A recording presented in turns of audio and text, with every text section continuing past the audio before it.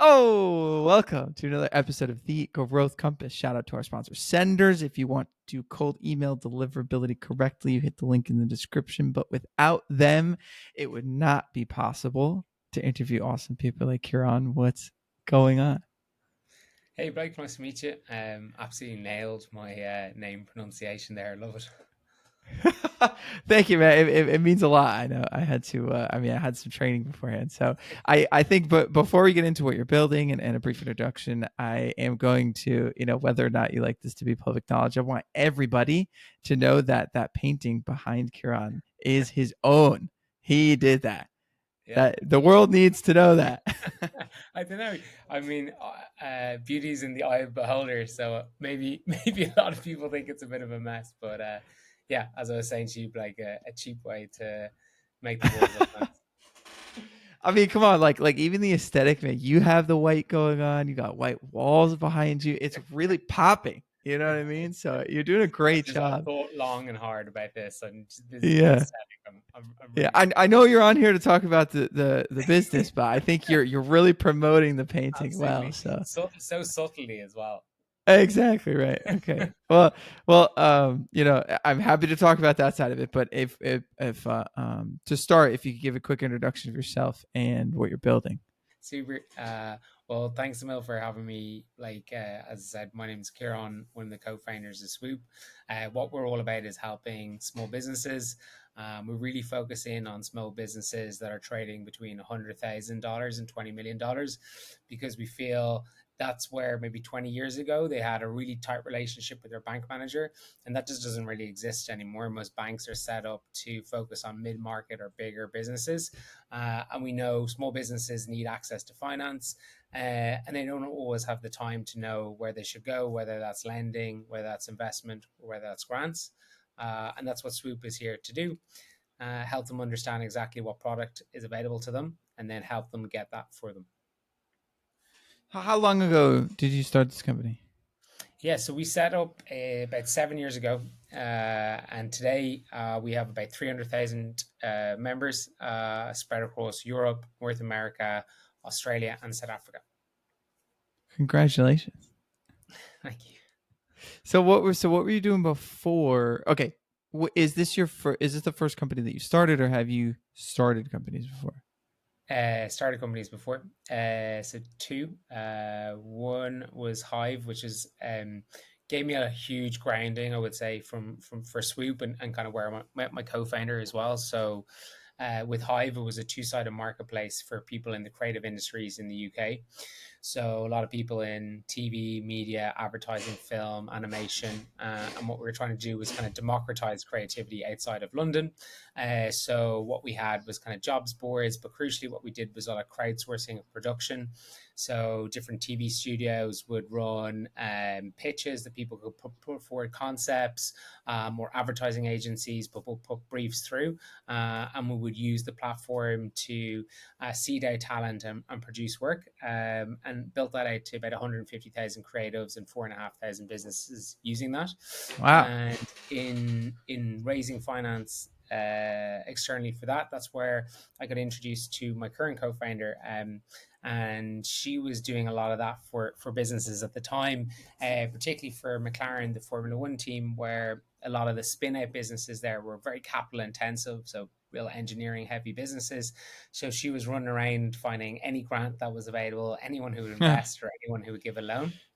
And when she was helping me out with Hive, I could kind of see what she was doing, and she really wanted to take the human side of connecting all these businesses to different pots of money, but bring it into a platform play where you could use their financial data and information to give them a kind of a sense check of what is eligible, and then from there enable them to apply and get access to these products, which essentially brought us to setting up the Swoop. And then in between, or kind of slightly during it, at the very beginning, me and a couple of my buddies set up a platform called BarFox, where people could it was for like the sharing economy. So instead of purchasing high end camera equipment, film equipment, you could rent and lease out your equipment.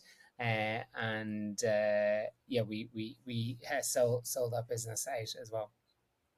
Oh, you can grant. Okay, so that's cool. So I mean the main reason why I'm asking is because I think it's very interesting. There's an obvious answer to this, and so I'm curious if this is how it goes for you. But what about those experiences, those two experiences? Let's just take the two running companies before. W- How have those experiences impacted the way that you approach growing Swoop, or decisions that you've made growing Swoop? I just, yeah, so important. I think both, I think about it internally in terms of like the talent we bring in, and externally in terms of how do you go out and win customers, because would have learned good things and bad things in both those cases. I suppose taking the first example, how do you work with engineers versus how you work with salespeople? Two very different skill sets, and requires a very different touch. So I think particularly with Hive, where that was building out a product, particularly we had a pretty significant development team and budget at the time, and actually we had to make a bit of a decision early doors, whereby I think we were down the guts of a million with one particular set of developers, or we kind of had an external agency across both development and design, and I could just see it, even though we are doing all the classic things, your sprint methodology and following all the stuff that you're supposed to do, but you could very clearly see that no amount of retrospectives were going to tell you that this thing was not seeing the light of the day at the pace it was going at. And kind of had to make a bit of a ballsy move in that we were kind of locked into a bit of a long term contract with these guys. We just had to pull the plug because we were just not getting anywhere with it, and kind of went back out to kind of like sense check, like who can help us get this thing and get our concept over the line, because what we were building was not easy. It was trying to take a lot of data and information from creatives. So they have video, they have imagery, so it's not straightforward in terms of how you display it, how you gather it, and how you build workflows around it. And so that's why we had like a huge fucking team coming at it. But actually, what I think you find with a lot of things is actually when you have high value people that get something, and get into a good rhythm, you can actually start to move things a lot more quickly. When sometimes you have too many people and there's too many chefs in the kitchen, and actually going for a much smaller team that was more higher skilled allowed us to get Hive out into market a much better product much quicker, and a much more better working rhythm. And I took a lot from that experience. Um, and yeah, also in doing that, in terms of like how do you work with different personality types. So Sure. when you're building a technology, you're often working with different engineers, and they may not always be the same as salespeople, which typically tend to be motivated financially or commission based. And I think spending time to understand them, understand their motivations, can go a long way. But actually bringing them into the customer's eyes is so crucial. And I think something that we learned a bit, I think I've learned across all businesses, is sometimes if you put too much of middle management or product management between yourself, your customer, and the engineering team, you end up shipping and getting stuff out that isn't quite there, and then you end up, your customer tells you is like, "Oh, that didn't really do as expected." Whereas actually, if you bring your engineers along, get them to see through the customer's eyes, get them to go and sit on interviews or go through customer feedback, you energize them, as well as improving your hopefully improving a much better product or outcome. Um, so definitely a few learnings on that side.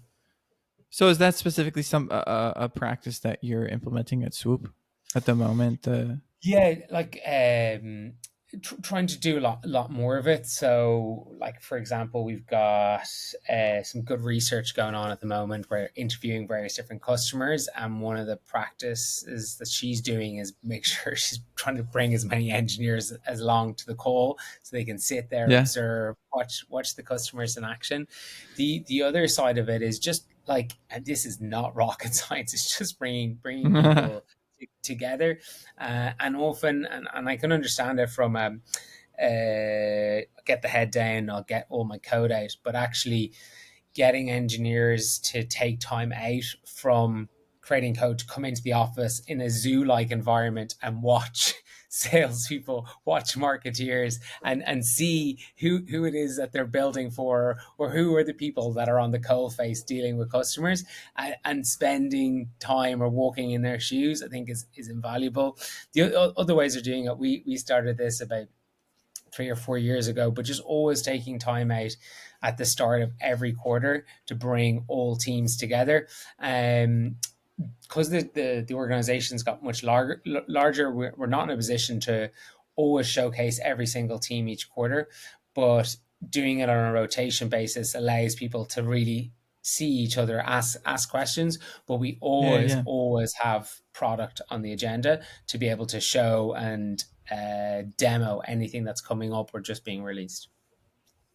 Well, something else that is very striking to me about what you're doing now and your experience is you seem to be in love with the marketplace business model. Am Yes. I right? That the all three companies are marketplaces. That's true, actually. Yeah. Yeah. I think, I don't know. It's so exciting to have something that has such high impact. And I even remember when we first launched Hive, and it's still today, I just get such a buzz going into like Google Analytics or like HubSpot or Power BI and being like, what were the numbers yesterday? Like how many applications went through? How many people Yeah, signed yeah. in? How many deals went through? And you get that sense of like activity. I have a pretty like mad high energy personality, so I think that's maybe reflective in my choice of business models and businesses I like to get involved in. And sometimes it's chaotic, because when you look at something like Swoop, and you take a business owner, you can have so many different types of business owners, and then when they come on as a business owner, we unpick it and we pull from so many data sources, and then we give them an option against like 2,000 different product categories, and then build applications against that. So yeah, probably don't make it too much easy for us, but it's on the other side, if you can achieve it and you get that traction, it's so cool to see the level of impact that you can have on so many business owners around the world in terms of getting them funded so they can grow, employ more people, and then have a positive impact on their economies. Well, yeah, because with the marketplace model, I mean, you need supply side and a demand side. So that's why I think the business model is interesting. Because in a typical, and I'm oversimplifying, obviously, but like when you have one product, you have one, you need to solve for one customer base, and then you need to bridge that gap between them. But a marketplace, you have essentially two, pools of customers that you need to grow aggressively, but also kind of at the same pace. So it's like Mm, it's its own kind of challenge, which is interesting that you love this space for some yeah, reason. I don't know. yeah. No, and it is challenging, and I think there's a real interesting dynamic now happening, because we've got so much customer. We think we've got quite a lot of customers now, and they're growing at a decent rate, and the way they're connected into Swoop is really interesting, because there's a lot of deep financials there that you can look at. So instead of a classic business comes on, gives information, applies, and goes through, we're now, because of the size of the data set, able to work with current banks or new lenders coming on, and they can reverse engineer their product in. And that's super exciting. So, and it's also cool for the business owner, because all of a sudden they get a notification to be like, hey, you've been pre-qualified for $150,000. Click here to unlock the next steps, which is nice for them, because instead of having to do big slog of applying for everything, working all these things, all of a sudden the funders are be able to be proactive and come to them so that they know what options are available to them at any given time, which is a nice kind of trend that we've started to see happen within the marketplace. So is that the main problem that you're like? Because when I, let me just ask the question: what is the main problem that you're solving? Because to me, I could think of, like you just said, the volume of applications, the overwhelm of finding, of understanding finance to begin with, financing, of connecting with people. Like there are a bunch of different things that I could see you guys are solving. But what is it from your perspective that you are solving? It's access to finance, and within that are a lot of the points that you mentioned. So on one side, I don't know what I'm able to access. I think I can only access from my bank. My bank says no, so I don't think I can access anything. Hmm. Uh, I'm not financially literate. I set up my business because I love what I do, but I'm not an accountant or a CPA, so I don't understand these numbers. I don't know what you need Yeah. me to do, and I just genuinely don't know the thousands of options that are out there, and I have absolutely no time to be able to go to research them and put applications together. So they're all the mini pain points that sit on top of access to finance. So if we can solve access to finance, being able to aggregate everything into one space, that allows business owners to demystify numbers because they don't need to worry about it. They can just plug their data in. It will show you what's relevant. They don't need to build hundreds of applications. They put in their data once. It then serves against any application. And once they're connected, we can let the lenders or the other funders do the work in terms of being able to be proactive. But ultimately, it's solving that access to finance pain point for business owners. So it's ultimately the connection that you're facilitating. There's no like the monies are not being distributed through your company. It's just the introduction. Yeah, so like we don't take any balance sheet risk as such. So we build the whole infrastructure, but in terms of the cash going from one to the other, it will flow from say the bank to the business, but the application will all be done end to end through Swoop. But the Okay. cash will be distributed Got it. from bank to business. So then on the demand side, with businesses that are looking to get financed, entrepreneurs, startups, things like this, do you see a trend in any particular kind of business? Kind of, is it mostly solopreneurs, like you're saying, or potentially, don't understand financing, or don't know, or is it like, mid-sized businesses? Like, are there any trends in the types of people coming to your platform and using it? Yeah, it's a real mix, to be honest with you, Blake, because when we have we're adding maybe 300, 350 businesses per day. And so obviously by that nature, you're going to have so many different types of sectors within there. But in some of the Who top stays?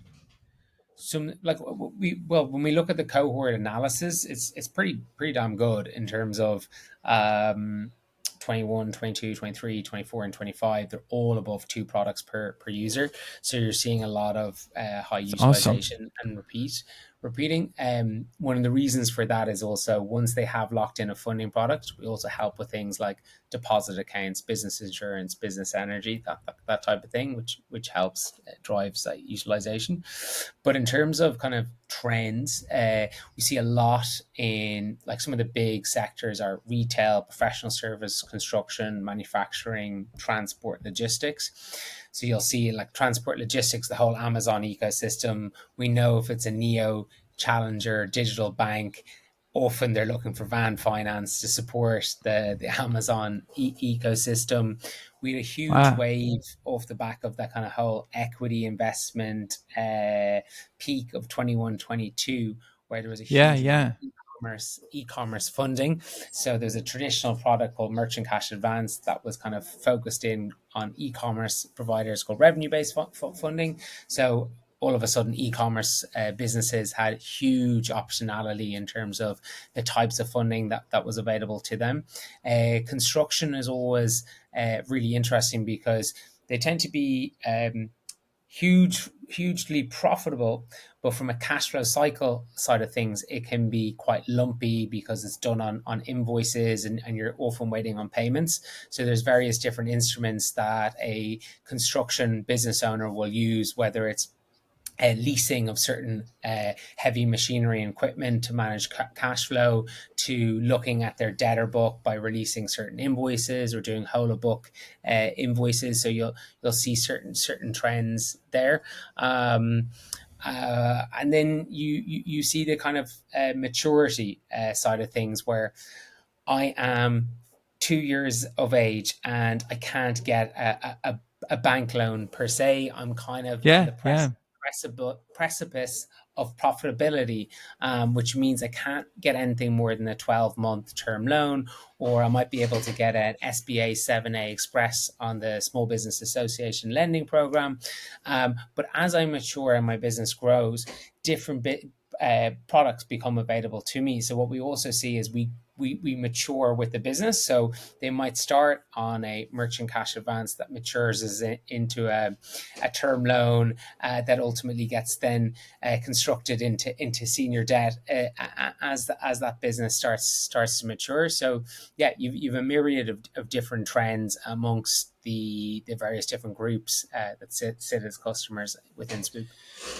So then when you approach growth as far as strategies and sales, marketing, like however your guys is it mainly like I can see both just because I think of a lack of strict understanding of like, who is ultimately pulling the trigger on those decisions. When you talk about growth, is it B2B or B2C, or is it both? Yeah, so it's both. So like when we look at it, like our funnel, about half of the funnel is organic. So a lot of that investment is thinking about what do businesses search when they think about funding, and obviously that landscape's massively changing with LLMs, but the principles are still the same. If you produce content that's super relevant to a business. So if I'm a dentist and I want to understand how I buy a dental chair for my practice, if you make it super easy in terms of how do I go and do it, give them a calculator, that's high value. And so when they understand that and those numbers make sense, their propensity to log in and look for asset finance with you is pretty great. And their flow through is that. So we've heavily invested in creating content across so many different sectors, stages of growth. The other side of it is uh, businesses are all over the place. There's so many, there's millions of them, but they're not. You can't just go and spend a ton of money with Google and hope they'll all come to you. It'll cost you a fortune, particularly in the US, where keywords in our sector are absolutely extraordinarily expensive. So what we've looked at are what are the groups of large businesses that have small businesses as their customer, and we have a shared motivation that if we can help those businesses access to finance, it's going to net benefit them. And I see. so I see. we see this as in franchises. So we work with central franchisors to help their owner operators scale in different markets. We work really well with accountants, CPAs that want to add value to their clients that are now coming to them, not just for bookkeeping or tax, but to ask them questions. Where do I go for funding? How can you help me with this funding? Well, they can use our tech. We white label our tech. You can embed our technology. We embed in accountancy softwares. We have a global partnership with Sage, about 1 million SMB customers. We work well with membership organizations, chambers of commerce that want to add value back to their members. They can white label Swoop, have a finance finder for their members when they need to access different things. Payments companies that want to be able to push and add value back. Again, we can embed behind there and return products based on data that we can see going through various different payment gateways. So we've identified some really key and crucial channel partners that allow us to go en masse to small businesses. And what we notice is by focusing in on these partner channels that where we share a common value, the conversion rate is so much higher than direct because you're so much more relevant to that audience. That is the combination we think about when acquiring customers. That was so thorough. Thank you so much. Like so fascinating. But to have walked through it, and honestly, I mean, like no straight follow ups there, because I mean you listed pretty much everything you guys are doing. So I mean, on top of that though, so I'm looking at it at right now. It says you got for business, for advisors, for brokers. You guys have a really clean like website. This is sick. If I press get started, it brings me into this application process. Has the product always been this, or how has it evolved over time? It's constantly evolving, and like I'm an incredibly impatient person at the best of times, so it can be so frustrating because you want it to always be like 10, 12 steps further along than it is. Like as I mentioned, we had our a quarterly meet up there just recently, and we were kind of showing all the stuff that's coming, and I've just got a ferocious impatience to see it and come to life, because when I'm doing demos of the product now, I know what's coming. It's like it's so much better. Like we need that, we Yeah. need that. So it's constantly changing, and I think Okay. yeah, yeah, especially because just from competition and obviously with Gen AI, agentic AI, Yeah. you just Yeah. have to be on your toes, and always adapting and making it better for your customers. Yeah. So as far so two of my favorite questions to ask first is for you personally, and it can be around growth, or it can be around the product like you're saying, or it can be your relationship with this ferocious impatience. But I'm curious what the biggest hurdle for you is at the moment, and how it's also an opportunity for you. Yeah.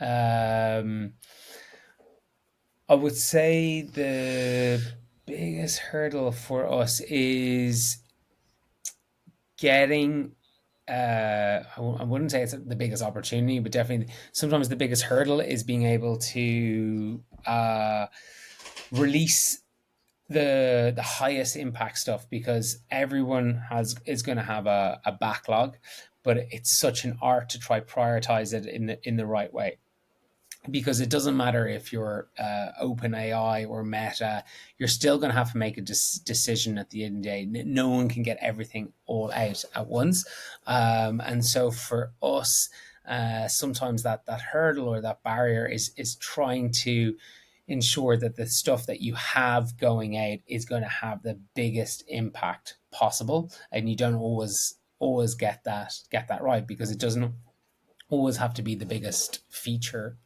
thing ever. It can be small, subtle changes that can have a gargantuan impact on a conversion rate, which ultimately changes your revenue over a quarter or something like that. So it's that constant need to just sense check that you've got the right stuff that are coming in from a release format that are going to have the highest impact for your organization. So I think that's just a constant hurdle, and I think in terms of the hurdle opportunity bit, I think I know this is very oversaid comment, particularly at the moment around AI, but it genuinely is, because it does offer so much opportunity. Like every day, it's like, oh my god, someone uses Claude or Perplexity or ChatGPT or something and shows you something they built, and you're like, oh my god, that's amazing. But it's that classic Yeah. hurdle.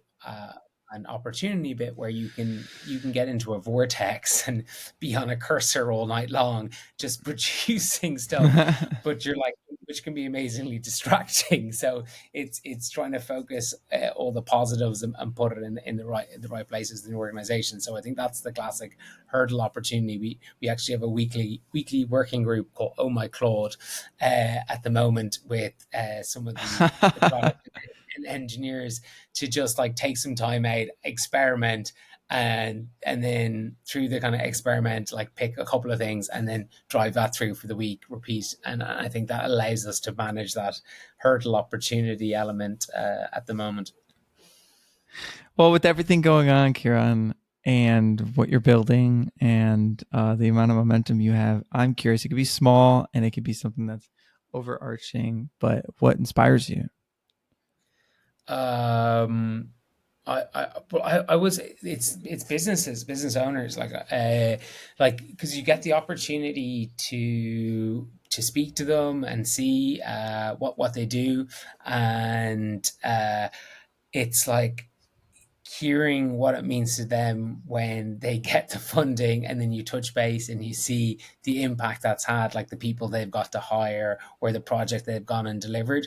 And so you get such energy out of that, and so it's just always kind of like every day you're getting a notification of which businesses get funded, so you can go in, you can learn a little bit about it, or sometimes you'll jump on yourself and engage with them as they're going through the application process. And that has the by far the biggest impact, because it's just so energizing, and it's so cool just to see so many people being super ambitious and wanting to grow and succeed and build out their fiefdoms in wherever they are. Well, thank you for doing that, and thank you for being so inspired by that, because it sounds like you're in the you're building the perfect company, if that's what really gets you energized. So Yeah, no, I'm enjoying doing it. no, man. Well, it's inspiring to hear you speak with so much energy about it. And if anyone else wanted to get in touch or follow your journey, what's the best way to do that? Yeah, pretty simple. Swoopfunding.com, and we have a little flag system there. So depending on what country you're in, you can change the flag and get in touch with us. Do it. Go check it out. It's so cool. Thank you so much for your time. Thank you for painting that painting, adding some color to the conversation, even though it didn't need it with all the energy. But I'm looking forward to staying in touch with your guys' growth. I think the impact you're having is awesome, and look forward to the next episode. Super. Thank you so much, Blake. Really enjoyed being on. You got it. See ya.